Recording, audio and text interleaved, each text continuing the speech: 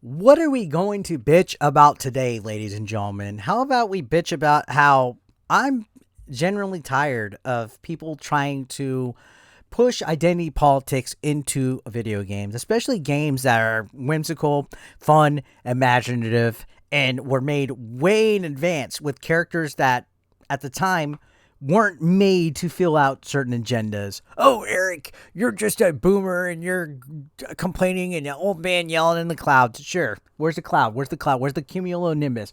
You cloud, come down. No, look, there's a weird thing going on today where no matter what it is, it could be a fucking tickle me Elmo doll. Some subgroup is going to sit there and try to explain in every which way that represents the trans community to a T.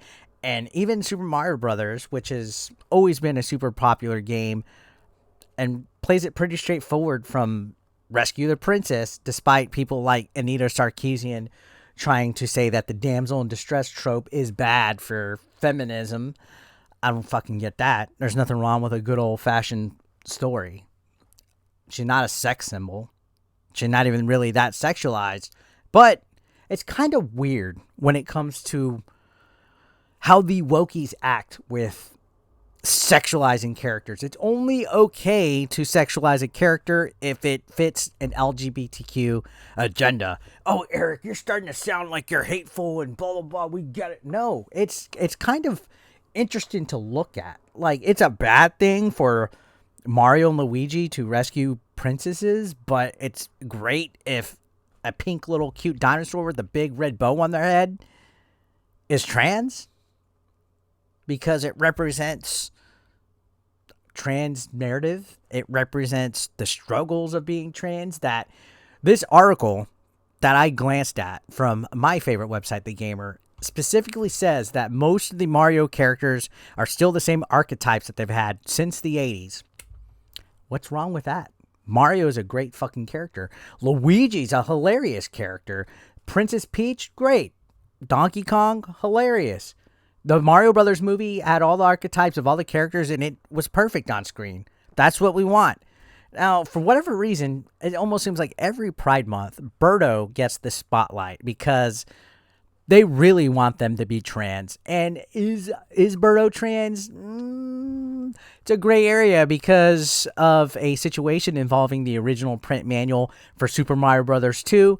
People to this day, especially in the LGBT community, try to push this, I guess, theory that Birdo is transgender. And it stems because the game originally, and we all know this, if you watched any kind of retro game reviewer back in the day, Mario Brothers 2 wasn't originally a Mario game. It was Doki Doki Panic.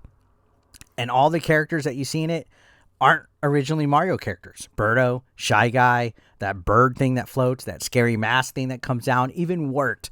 They weren't Mario characters originally. So they never created Birdo with the intent of making them a transgender. It was just a silly, hilarious joke in the manual where the character's name was Catherine, but they prefer to be called Kathy, and they're a boy who thinks they are a girl. That was loosely translated, I guess, when it was brought over to the West and they made it to Super Mario Brothers 2. They changed the name to Birdo, and they kept the whole Birdo wants to be a girl, prefers the name Birdetta. Okay? So does that mean because Birdo wants to be a girl that they are trans? Is it gender dysphoria? I don't think in 1986, guys, these people that made video games, especially from Japan, who are a little bit less, I guess, liberal when it comes to this LGBTQ stuff in games, I don't think they were like, oh, let's make a transgender dinosaur back in 86. I think it was just a gag because at the time, let's be honest, maybe it's a little politically correct. At the time, it was a little funny for characters to dress up as opposite sex. It was a joke, and it always has been. Oh, Eric, yeah, that's why we struggle and we're oppressed and blah, blah, because we're just made as jokes.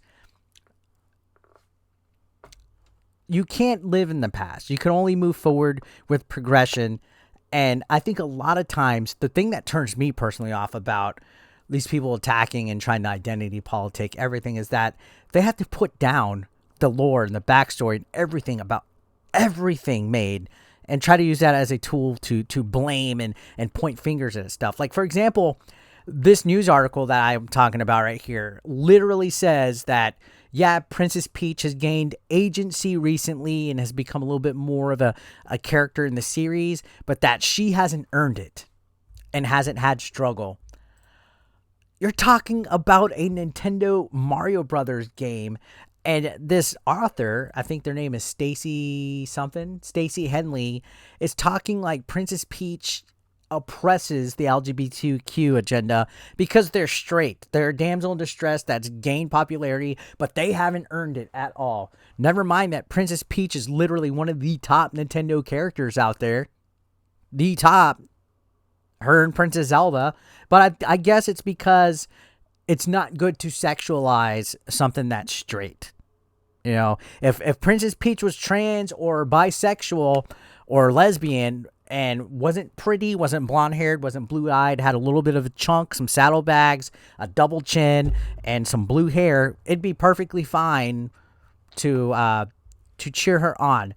And part of this with the Birdo situation is that they're saying that Birdo has always struggled and, you know, even though the original manual for Super Mario Brothers 2 said that they wanted to be a boy or they're a boy that wanted to be a girl, they took it out in later prints. They retconned Birdo's backstory and took out all mentions of them being male. So going forward, they just refer to Birdo as a female. But there's this narrative, this theory where people are still trying to say they are a transgender. You're going to get that with anything because people have to attach that label. People have to feel somewhat special and stuff like that, even though like it's fine to have representation, diversity, inclusion, but to negate other things like other characters in the series, like this article that I read, and you could take a look at it. I didn't want to sit down and read it and, you know, note for note and sentence for sentence. At the end of the day, they're tearing down the rest of a great series with great characters that have good, you know, personalities like Luigi. Luigi's a chicken shit, you know, but he always finds the courage to be strong. Mario, the brave, courageous warrior. Princess Peach, strong, yet she knows she needs help at times, which is why she works together with the Mario Brothers. You know, tearing all that down for Birdo. And they say that Birdo has always been mockery, that it's supposed to be foolish and humiliating, that they're wearing a bow and want a woman's name. And it literally says that this is a stone toss away from drawing Birdo with broad shoulders, stubble, and cartoonishly hairy arms. It's a freaking pink little dinosaur.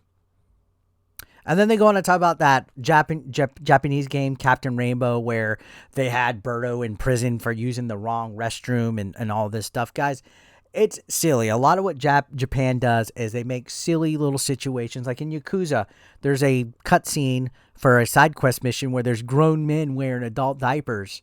All right? It's a joke. It's a game. It's fantasy. I don't think that it's low light for Birdo. Birdo's always been a secondary character. Could Birdo become something bigger? Could Birdo have a series?